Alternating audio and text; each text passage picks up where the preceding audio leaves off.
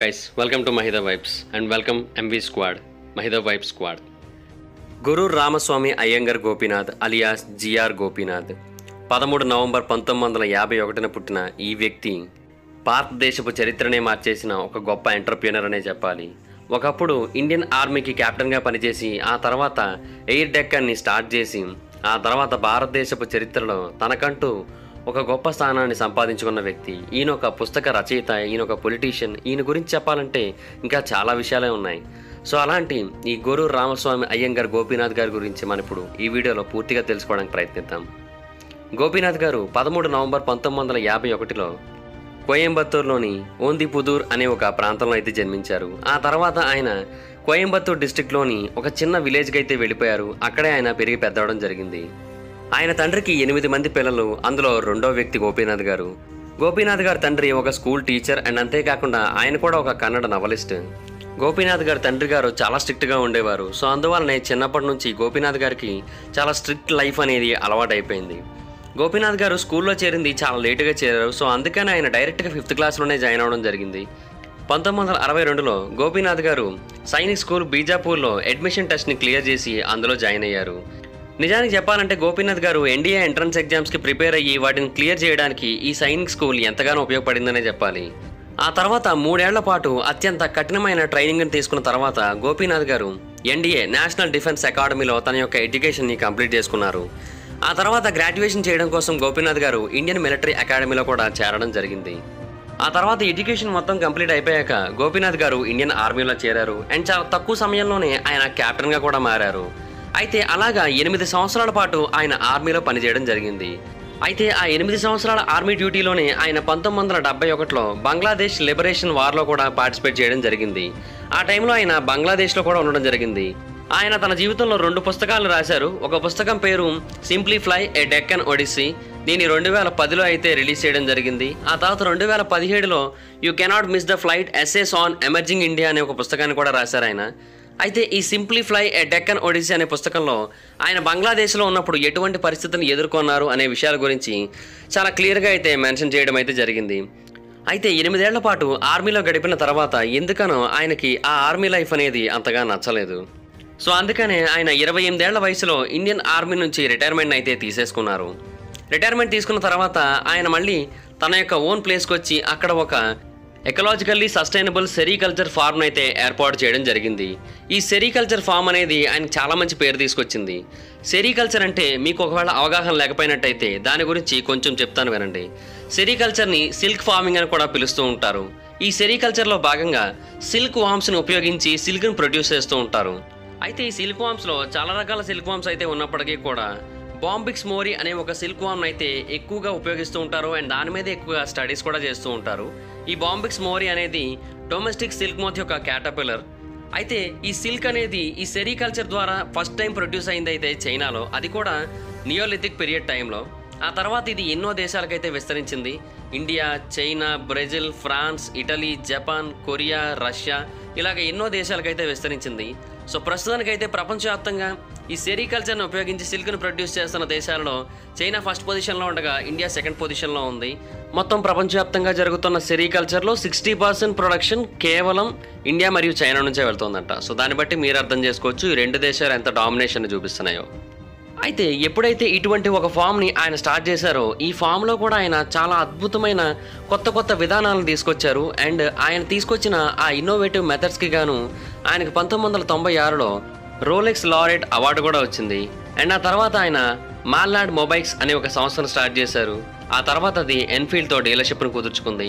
And అదే టైంలో ఆయన హసన్లో ఒక హోటల్ని కూడా ఓపెన్ చేయడం జరిగింది. అయితే ఇది కాకుండా ఇంకేదో చేయాలని ఆయనకు అనిపిస్తూ ఉంది. ఆయన తన లైఫ్లో ఇంకేదో సాధించాల్సి ఉందని ఆయనకు అనిపించింది. సో అందుకని 1997లో ఆయన డెక్కన్ ఏవియేషన్ని స్టార్ట్ చేయడం జరిగింది. అఫ్కోర్స్ ఆయన ఒక్కరే కాదు, మరికొందరితో కలిసి ఆయన డెక్కన్ ఏవియేషన్ అయితే స్టార్ట్ చేశారు. అయితే అప్పట్లో ఈ డెక్కన్ ఏవియేషన్ అనేది ఒక చార్టర్ హెలికాప్టర్ సర్వీస్గా మాత్రమే స్టార్ట్ అయింది. ఆ తర్వాత 2003లో గోపీనాథ్ గారు ఎయిర్ డెక్కన్ని స్టార్ట్ చేశారు. ఈ ఎయిర్ డెక్కన్ అనేది భారతదేశపు మొట్టమొదటి లో కాస్ట్ ఎయిర్లైన్ సర్వీస్. దీని యొక్క హెడ్ క్వార్టర్స్ ఇండియాలోని గుజరాత్లోని అహ్మదాబాద్లో ఉన్నది. ఆయన దీన్ని స్టార్ట్ చేసిన కొత్తలో చాలా తక్కువ ధరకే ఫ్లైట్ టికెట్స్ అయితే అందించేవారు.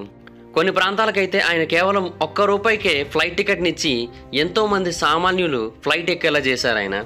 కోర్స్ ఫ్లైట్ టికెట్ రూపాయి అయినప్పటికీ కూడా అప్పట్లో మరొక ₹120 అయితే ట్యాక్సుల రూపంలో కట్టించుకునేవారు. సో అలాగ మొత్తం కలిపి ₹121 టికెట్ అయితే అందుబాటులోకి వచ్చేది. 2003లో కేవలం ₹121 కంటే నిజంగా చెప్పాలంటే చాలా తక్కువ మొత్తానికే మనకు అందజేసినట్టే. ఎందుకంటే అప్పట్లో ఎన్నో ఎయిర్లైన్స్ కంపెనీస్ సుమారుగా 800 నుంచి 1500 వరకు ఛార్జ్ చేస్తున్న టైం అది కూడా ఢిల్లీ నుంచి చెన్నై వరకు కేవలం ₹1 ఫ్లైట్ టికెట్ ఇవ్వడం అంటే మామూలు విషయం అయితే కాదు. కాకపోతే ₹1 మీరు ఫ్లైట్ టికెట్ని పొందాలి అంటే మీరు కొంచెం త్వరగా బుకింగ్స్ అయితే చేసుకోవాల్సి ఉంటుంది. లేట్ అయినట్టయితే ఫ్లైట్ యొక్క ఛార్జెస్ అనేవి పెరుగుతూ ఉంటాయి. అండ్ దీంట్లో బెస్ట్ పార్ట్ ఏంటంటే ఒకవేళ మీరు మీ యొక్క టికెట్ని క్యాన్సిల్ చేసుకున్నట్టయితే ఆ ₹1 మాత్రమే కట్ చేసుకొని మీరు ట్యాక్సుల రూపంలో పే చేసిన ₹120 కూడా రిఫండ్ చేసేవారు మీకు. అది నిజంగా చాలా గొప్ప విషయం అని చెప్పాలి. ఆ టైంలో ఎంతోమంది ఈ ఎయిర్ డెక్కన్లో ట్రావెల్ చేసి తమ యొక్క డబ్బుని ఎంతగానో ఆదా చేసుకున్నామని ఎన్నోసార్లు చెబుతూ వచ్చారు కూడా. అలాగా కొన్ని లక్షల మంది ఈ ఎయిర్వేస్ కారణంగా లాభపడ్డారు. బట్ ప్రస్తుతానికైతే వీళ్ళ దగ్గర కేవలం 2 ఎయిర్ క్రాఫ్ట్స్ మాత్రమే ఉన్నాయి. అవి కూడా 4 డెస్టినేషన్స్కి మాత్రమే తిరుగుతూ ఉన్నాయి.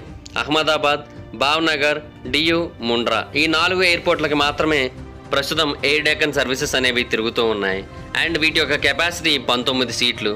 ప్రస్తుతం వీళ్ళు వాడుతున్న ఫ్లైట్ మోడల్స్ బీచ్ 1900D. దీన్ని స్టార్ట్ చేసిన కొత్తలో ఆయన దీన్ని బాగానే నడిపారు. అండ్ చాలామందికి దీని కారణంగా సహాయం అయితే చేశారు. అండ్ దీని కారణంగా మంచి లాభాలను కూడా పొందారు.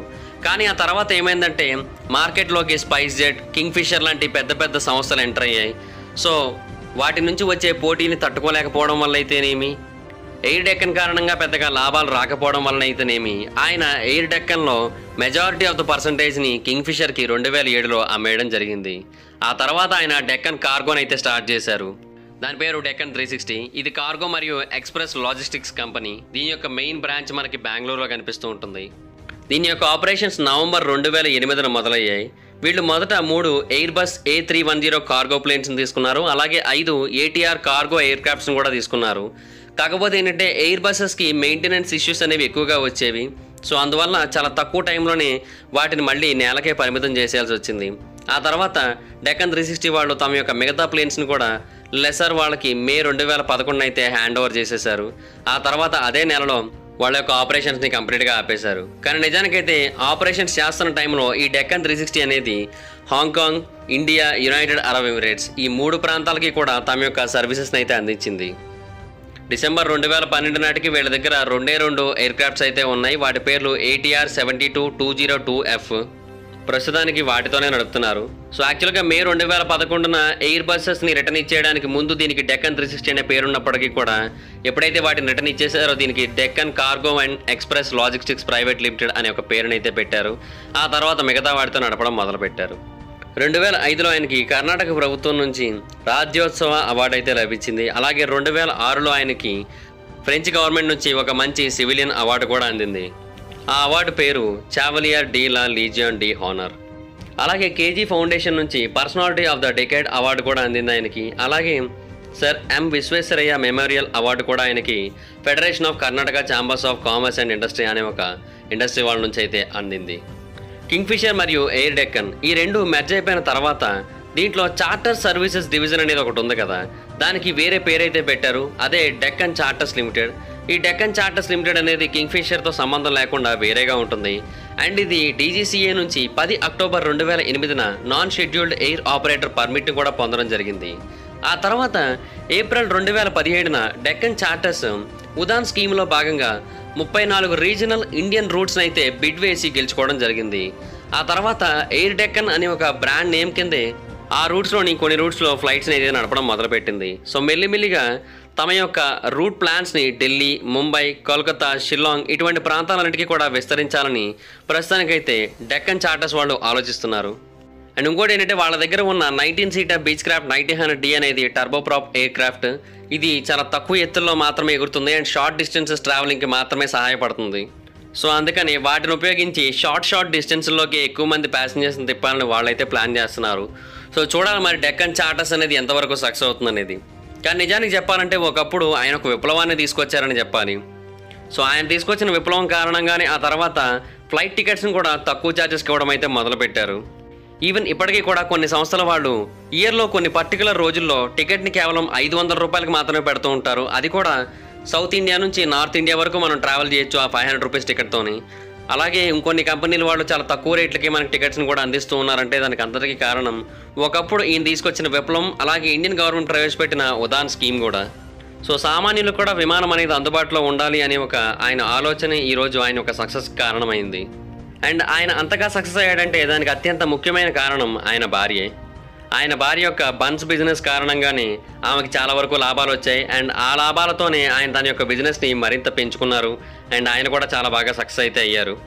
ప్రతి మగాడి విజయం వెనక ఆడవాళ్ళు ఉండకపోవచ్చు, ప్రతి మగాడి పతనం వెనక ఆడవాళ్ళు ఉండకపోవచ్చు, కానీ గోపీనాథ్ గారి విజయం వెనక మాత్రం ఖచ్చితంగా ఆయన భార్య ఉన్నారు. సో చూసారు కదా, ఈ వీడియో మీకు నచ్చినట్టయితే లైక్ చేయండి, ఈ వీడియోని షేర్ చేయండి, మా ఛానల్ని సబ్స్క్రైబ్ చేసుకోండి.